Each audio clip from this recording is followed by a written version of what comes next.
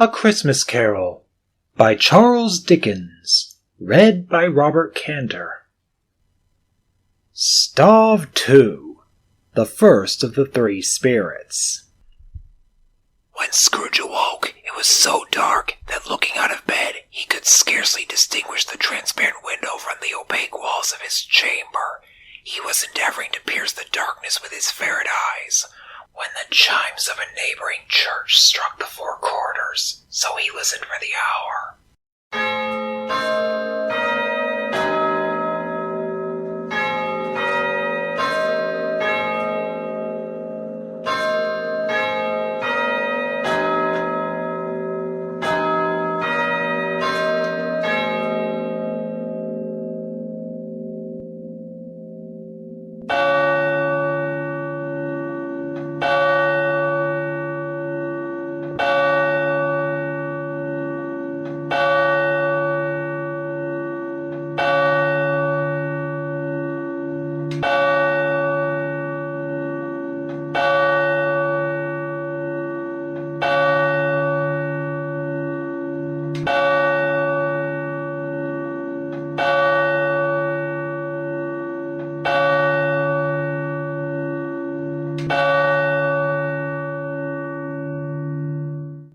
To his great astonishment, the heavy bell went from 6 to 7, and from 7 to 8, and regularly up to 12, then stopped.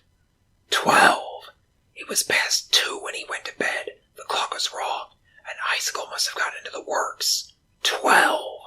He touched the spring of his repeater to correct this most preposterous clock. Its rapid little pulse beat 12, and stopped. "Why, it isn't possible," said Scrooge, "that I can have slept through a whole day and far into another night. It isn't possible that anything has happened to the sun and this is 12 at noon?" The idea being an alarming one, he scrambled out of bed and groped his way to the window. He was obliged to rub the frost off with the sleeve of his dressing gown before he could see anything, and could see very little then. All he could make out was that it was still very foggy and extremely cold, and that there was no noise of people running to and fro and making a great stir, as there unquestionably would have been if night had beaten off bright day, and taken possession of the world. This was a great relief, because 3 days after sight of this first of exchange paid to Mr. Ebenezer Scrooge or his order, and so forth, would have become a mere United States security if there were no days to count by. Scrooge went to bed again, and thought, and thought, and thought it over, and over, and over, and could make nothing of it. The more he thought, the more perplexed he was, and the more he endeavored not to think, the more he thought. Marley's ghost bothered him exceedingly. Every time he resolved within himself, after mature inquiry, that it was all a dream, his mind flew back again, like a strong spring released, to its first position, and presented with the same problem to be worked all through. Was it a dream? Or not? Scrooge lay in this state until the chime had gone 3/4 more, when he remembered, on a sudden, that the ghost had warned him of a visitation when the bell tolled 1. He resolved to lie awake until the hour was past, and considering that he could no more go to sleep than go to heaven, this was perhaps the wisest resolution in his power. The corridor was so long that he was more than once convinced that he must have sunk into a doze unconsciously and missed the clock. At length it broke upon his listening ear. "A quarter past," said Scrooge, counting.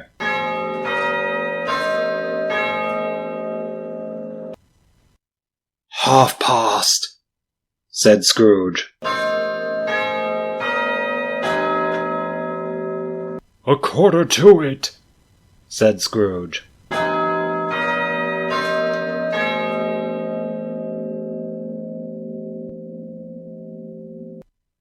"The hour itself," said Scrooge triumphantly, "and nothing else." He spoke before the hour bell sounded, which it now did, with a deep, dull, hollow, melancholy 1.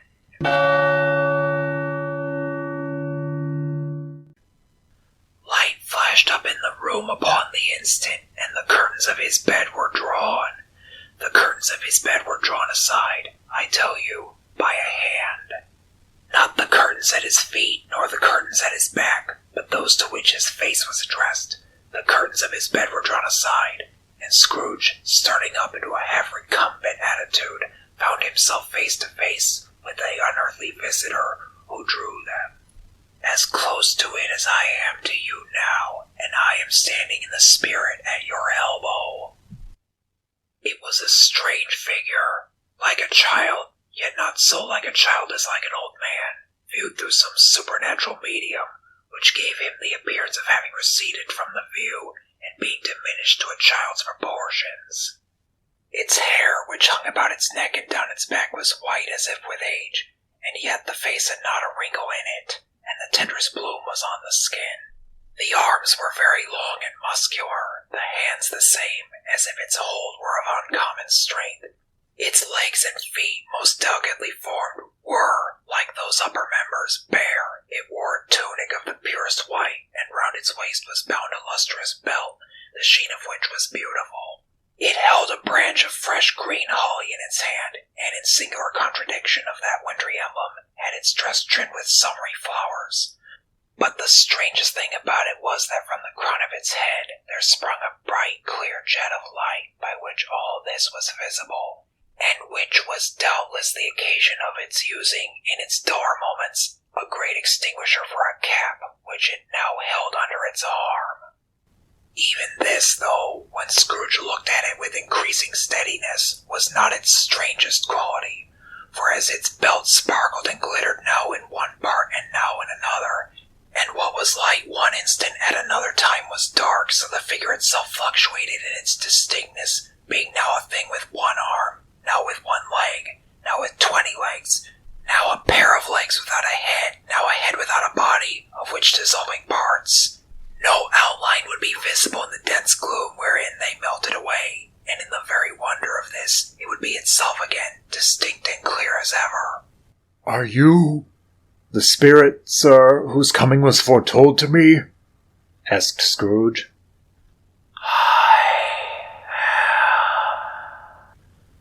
The voice was soft and gentle, singularly low, as if instead of being so close beside him, it were at a distance. Who and what are you? Scrooge demanded. I am the ghost of Christmas past. Long past? Inquired Scrooge, observant of its dwarfish stature. No, your past. Perhaps Scrooge could not have told anybody why, if anybody could have asked him, but he had a special desire to see the spirit in his cap, and begged him to be covered. What? Exclaimed the ghost. Would you so soon put out with your worldly hands the light I give? Is it not enough that you are one of those whose passions made this cap, and forced me through whole trains of years to wear it low upon my brow?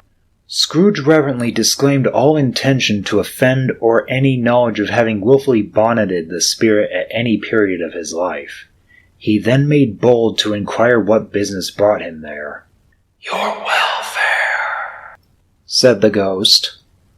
Scrooge expressed himself much obliged, but could not help thinking that a night of unbroken rest would have been more conducive to that end. The spirit must have heard him thinking, for it said immediately, Your reclamation, then. Take heed. It put out its strong hand as it spoke, and clasped him gently by the arm.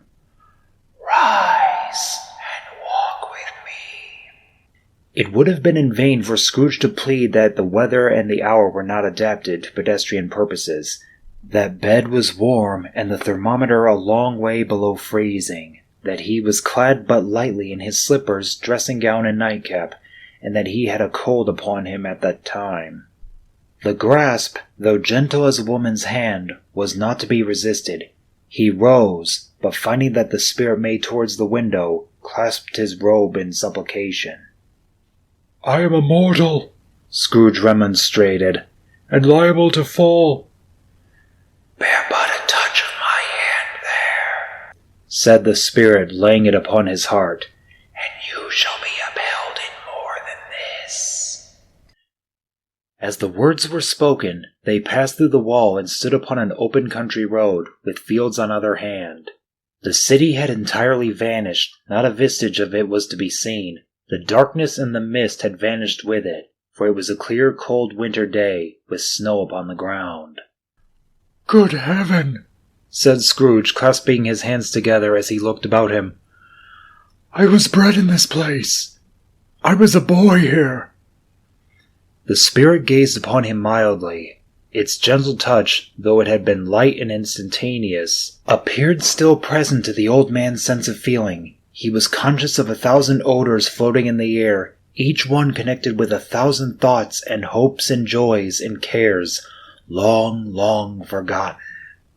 "Your lip is trembling," said the ghost. "and what is that upon your cheek?" Scrooge muttered with an unusual catching in his voice that it was a pimple, and begged the ghost to lead him where he would. "You recollect the way?" inquired the spirit. "Remember it?" cried Scrooge with fervor. "I could walk it blindfold." "Strange to have forgotten it for so many years," observed the ghost. "Let us go on." They walked along the road, Scrooge recognizing every gate and post and tree, until a little market town appeared in the distance, with its bridge, its church, and winding river. Some shaggy ponies now were seen trotting towards them with boys upon their backs, who called to other boys in country gigs and carts driven by farmers. All these boys were in great spirits and shouted to each other, until the broad fields were so full of merry music that the crisp air laughed to hear it. "These are but shadows of things that have been," said the ghost. "They have no consciousness of us." The jocund travelers came on, and as they came, Scrooge knew and named them every one. Why was he rejoiced beyond all bounds to see them? Why did his cold eye glisten, and his heart leap up as they went past?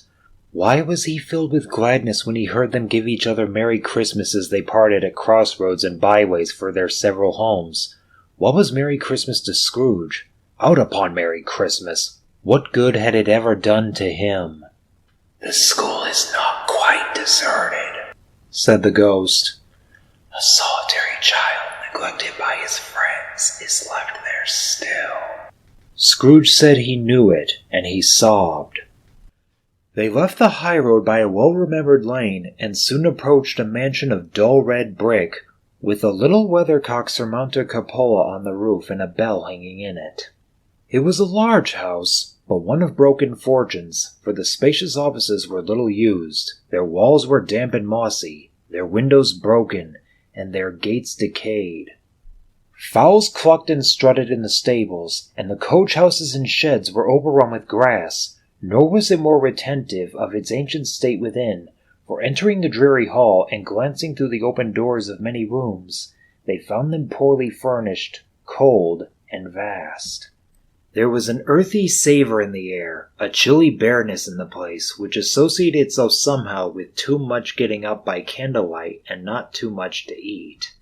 They went, the ghost and Scrooge, across the hall to a door at the back of the house. It opened before them and disclosed a long, bare, melancholy room, made barer still by lines of plain deal forms and desks.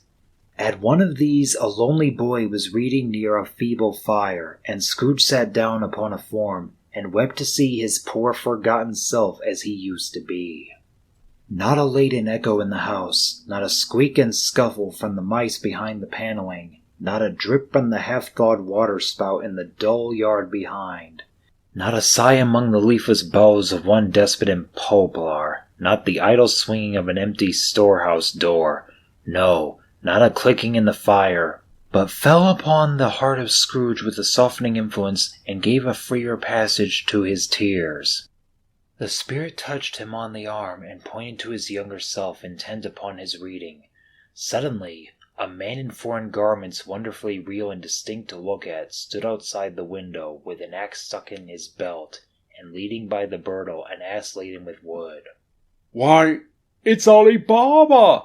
Scrooge exclaimed in ecstasy. It's dear old honest Ali Baba! Yes, I know. One Christmas time when yonder solitary child was left here all alone, he did come, for the first time, just like that. Poor boy. And Valentine, said Scrooge.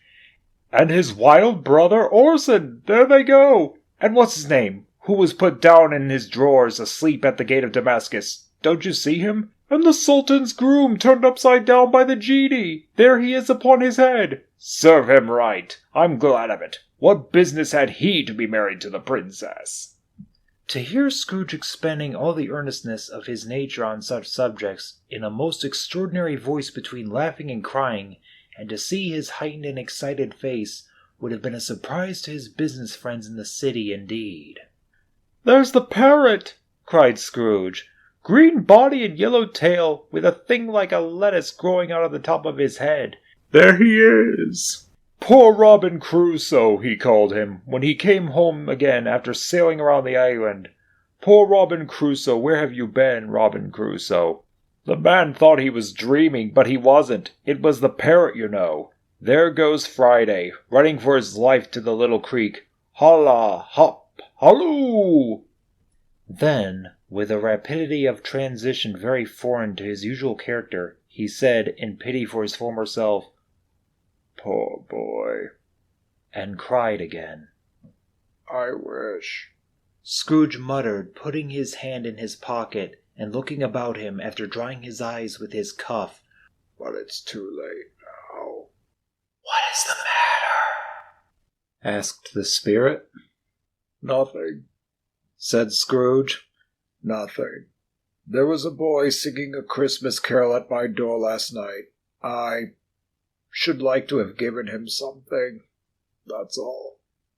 The ghost smiled thoughtfully and waved its hand, saying as it did so, Let us see another Christmas. Scrooge's former self grew larger at the words, and the room became a little darker and more dirty. The panels shrunk, the windows cracked, fragments of plaster fell out of the ceiling, and the naked laths were shown instead. But how all this was brought about, Scrooge knew no more than you do. He only knew that it was quite correct, that everything had happened so, that there he was, alone again, when all the other boys had gone home for the jolly holidays. He was not reading now, but walking up and down despairingly. Scrooge looked at the ghost, and with a mournful shaking of his head, glanced anxiously towards the door. It opened, and a little girl, much younger than the boy, came darting in and putting her arms around his neck, and often kissing him, addressed him as her dear, dear brother.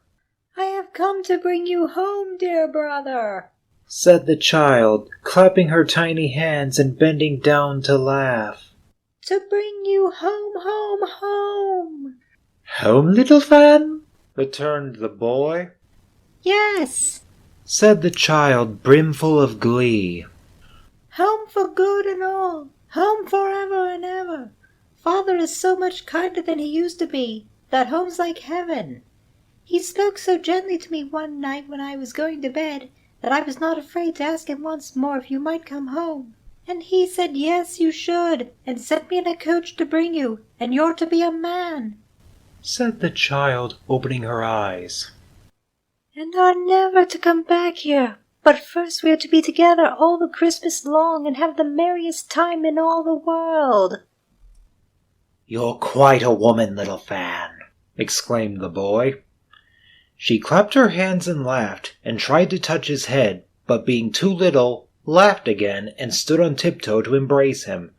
Then she began to drag him, in her childish eagerness, towards the door, and he, nothing loth to go, accompanied her. A terrible voice in the hall cried, Bring down Master Scrooge's box there. And in the hall appeared the schoolmaster himself, who glared on Master Scrooge with a ferocious condescension, and threw him into a dreadful state of mind by shaking hands with him. He then conveyed him and his sister into the veriest old well of a shivering best parlour that ever was seen, where the maps upon the wall and the celestial and terrestrial globes in the windows were waxy with cold. Here he produced a decanter of curiously light wine and a block of curiously heavy cake, and administered installments of those dainties to the young people, at the same time sending out a meagre servant to offer a glass of something to the postboy, who answered that he thanked the gentleman, but if it was the same tap as he had tasted before, he had rather not. Master Scrooge's trunk being by this time tied on to the top of the chaise, the children bade the schoolmaster good-bye right willingly, and getting into it, drove gaily down the garden sweep, the quick wheels dashing the hoar-frost and snow from off the dark leaves of the evergreens like spray. Always a delicate creature, whom a breath might have withered, said the ghost. but she had a large heart. So she had, cried Scrooge. You're right. I will not gainsay it, spirit. God forbid. She died a woman, Said the ghost. and had, as I think, children. One child. Scrooge returned. True, Said the ghost. your nephew.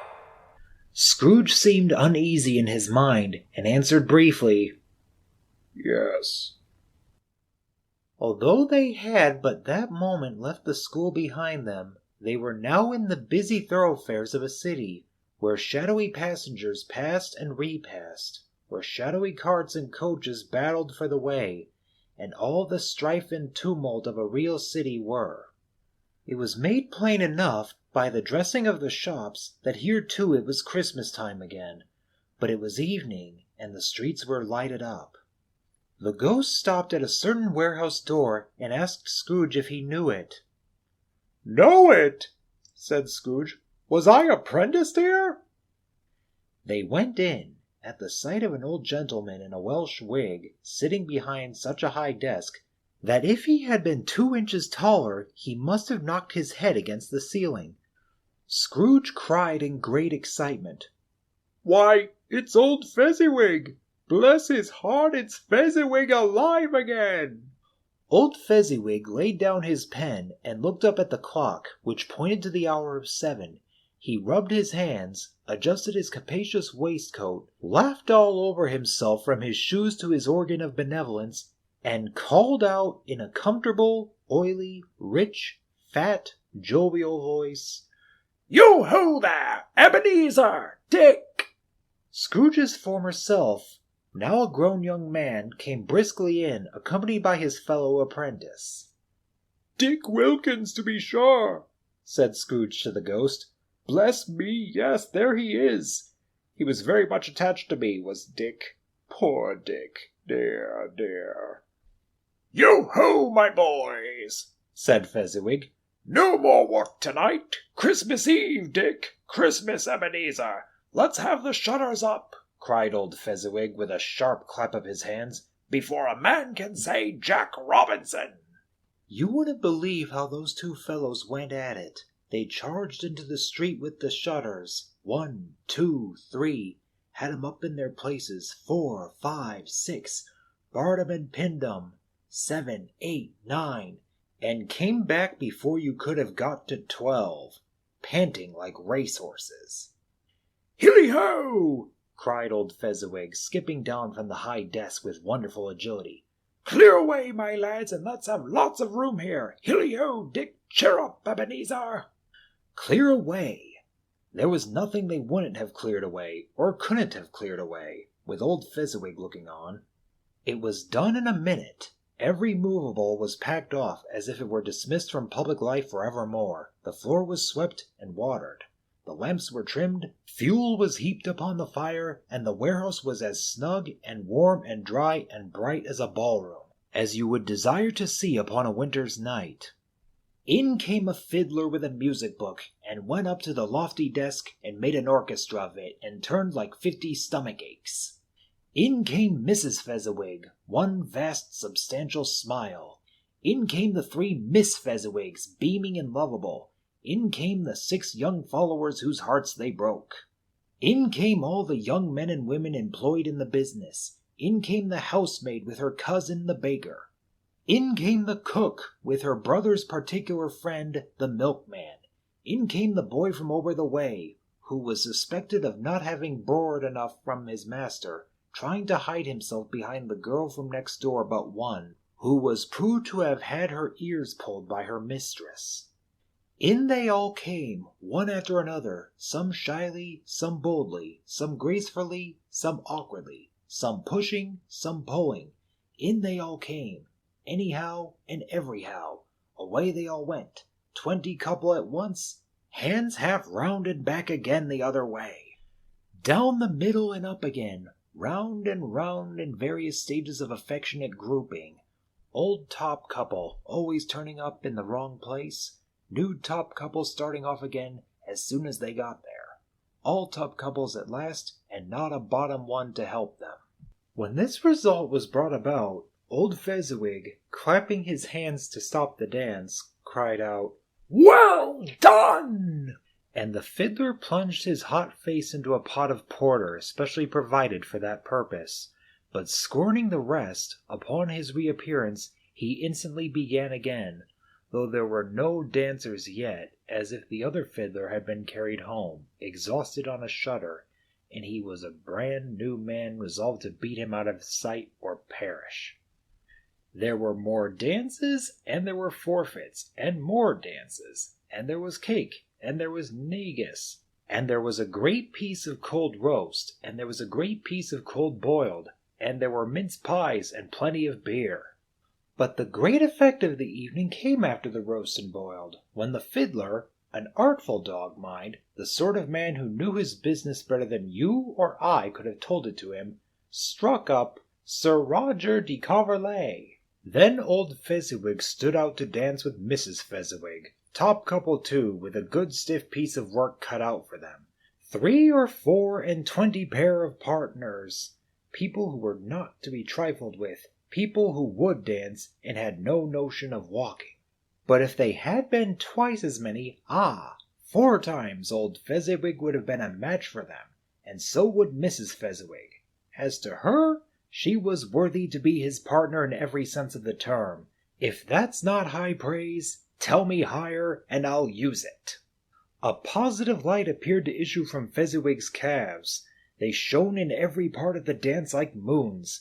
You couldn't have predicted at any given time what would have become of them next, and when old Fezziwig and Mrs. Fezziwig had gone through all the dance, advance and retire, both hands to your partner, bow and curtsy, corkscrew, thread the needle, and back again to your place, Fezziwig cut so deftly that he appeared to wink with his legs, and came upon his feet again without a stagger. When the clock struck 11, this domestic ball broke up. Mr. and Mrs. Fezziwig took their stations, one on either side of the door, and shaking hands with every person individually as he or she went out, wished him or her a Merry Christmas. When everybody had retired but the 2 apprentices, they did the same to them, and thus the cheerful voices died away, and the lads were left to their beds, which were under a counter in the back shop. During the whole of this time, Scrooge had acted like a man out of his wits. His heart and soul were in the scene and with his former self. He corroborated everything, remembered everything, enjoyed everything, and underwent the strangest agitation. It was not until now, when the bright faces of his former self and Dick were turned from them, that he remembered the ghost, and became conscious that it was looking full upon him, while the light upon its head burnt very clear. "A small matter," said the ghost, "to make these silly folks so full of gratitude." "Small?" echoed Scrooge. The spirit signed to him to listen to the 2 apprentices, who were pouring out their hearts in praise of Fezziwig, and when he had done so, said, "Why, is it not? He has spent but a few pounds of your mortal money, 3 or 4 perhaps. Is that so much that he deserves this praise?" "It isn't that," said Scrooge, heated by the remark, and speaking unconsciously, like his former, not his latter self. "It isn't that, spirit.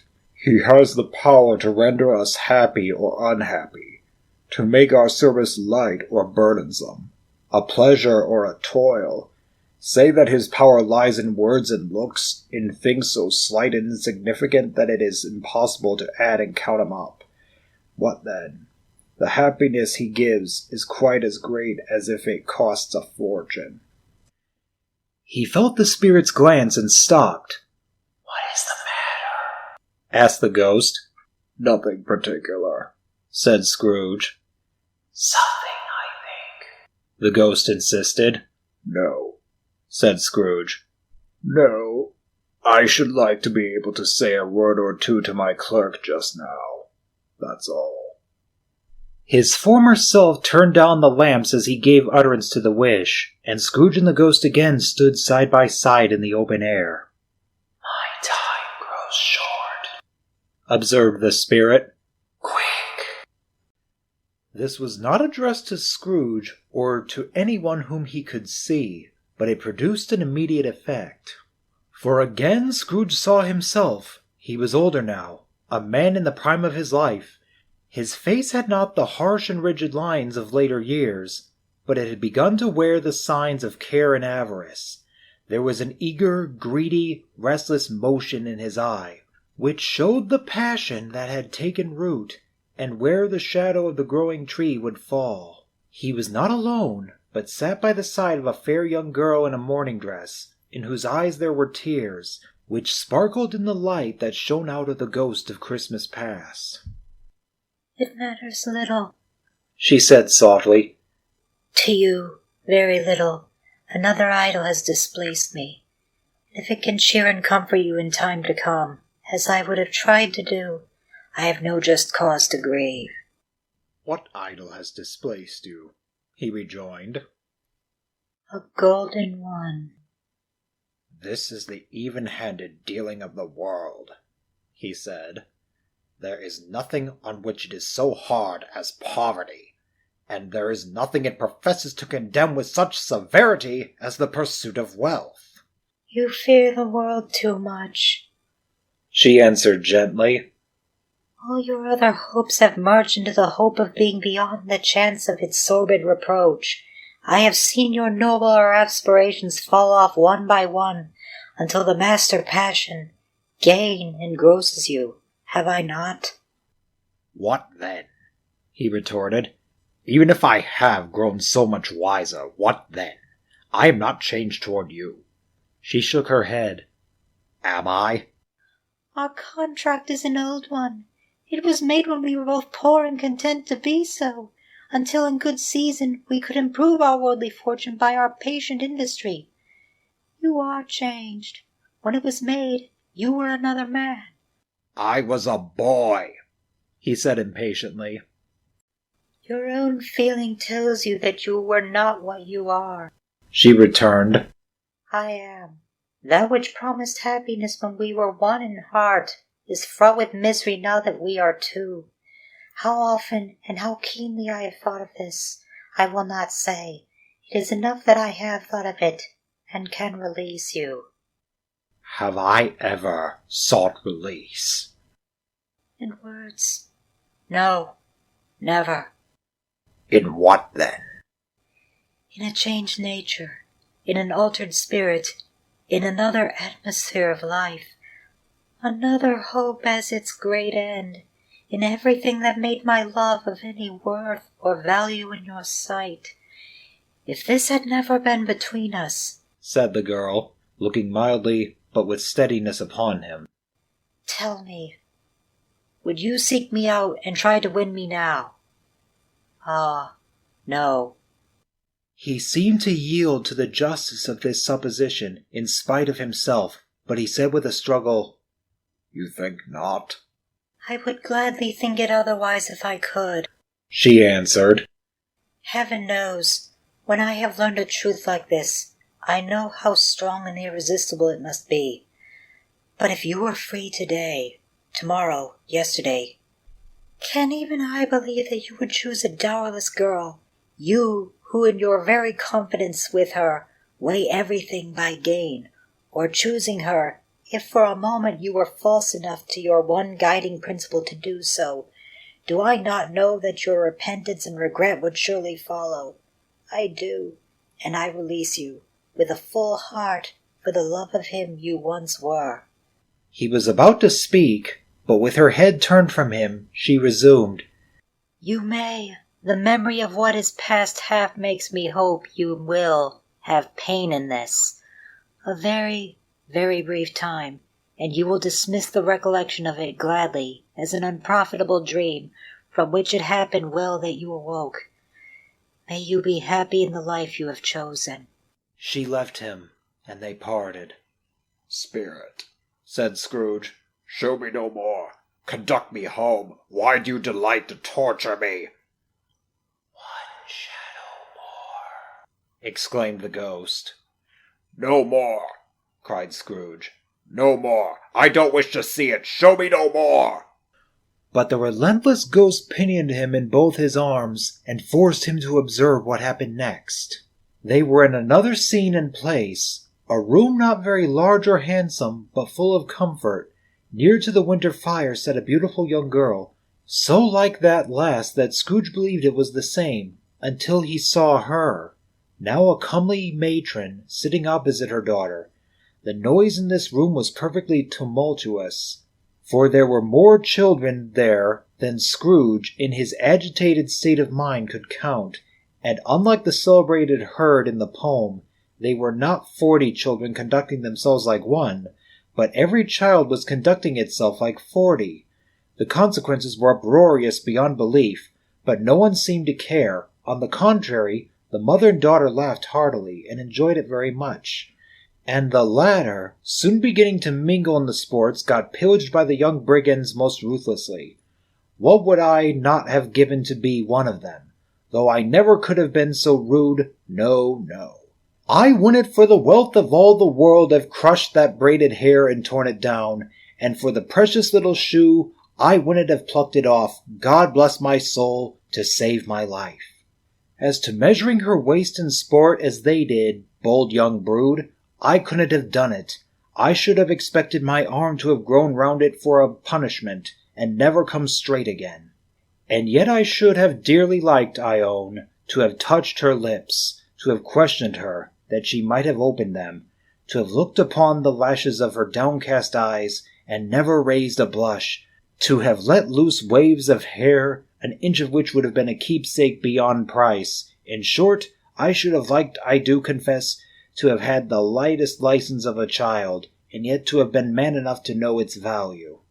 But now a knocking at the door was heard, and such a rush immediately ensued that she, with laughing face and plundered dress, was borne towards it, the centre of a flushed and boisterous group, just in time to greet the father, who came home attended by a man laden with Christmas toys and presents. Then the shouting and the struggling, and the onslaught that was made on the defenceless porter. The scaling him with chairs for ladders, to dive into his pockets, despoil him of brown paper parcels, hold on tight by his cravat, hug him round his neck, pommel his back, and kick his legs in irrepressible affection. The shouts of wonder and delight with which the development of every package was received, the terrible announcement that the baby had been taken in the act of putting a doll's frying pan into his mouth, and was more than suspected of having swallowed a fictitious turkey glued on a wooden platter. The immense relief of finding this a false alarm, the joy and gratitude and ecstasy, they are all indescribably alike, is enough that by degrees the children and their emotions got out of the parlor, and by one stair at a time, up to the top of the house, where they went to bed, and so subsided. And now Scrooge looked on more attentively than ever, when the master of the house, having his daughter leaning fondly on him, sat down with her and her mother at his own fireside. And when he thought that such another creature, quite as graceful and as full of promise, might have called him father, and been a springtime in the haggard winter of his life, his sight grew very dim indeed. "Belle," said the husband, turning to his wife with a smile, "I saw an old friend of yours this afternoon." Who was it? "Guess." How can I, Tut? I don't know. she added in the same breath, laughing as he laughed. Mr. Scrooge? Mr. Scrooge it was. I passed his office window, and as it was not shut up, and he had a candle inside, I could scarcely help seeing him. His partner lies upon the point of death, I hear, and there he sat alone, quite alone in the world, I do believe. Spirit, said Scrooge in a broken voice, remove me from this place. I told you, these were shadows of the things that have been, said the ghost. They are what they are. Do not blame me. Remove me, Scrooge exclaimed. I cannot bear it. He turned upon the ghost, and seeing that it looked upon him with a face, in which some strange way there were fragments of all the faces it had shown him, wrestled with it. Leave me. Take me back. Haunt me no longer! In the struggle, if that can be called a struggle, in which the ghost with no visible resistance on its own part was undisturbed by any effort of its adversary, Scrooge observed that its light was burning high and bright, and dimly connecting that with its influence over him, he seized the extinguisher cap and by a sudden action pressed it down upon its head. The spirit dropped beneath it so that the extinguisher covered its whole form, but though Scrooge pressed it down with all his force, he could not hide the light, which streamed from under it in an unbroken flood upon the ground. He was conscious of being exhausted, and overcome by an irresistible drowsiness, and further, of being in his own bedroom. He gave the cap a parting squeeze, in which his hand relaxed, and had barely time to reel to bed before he sank into a heavy sleep.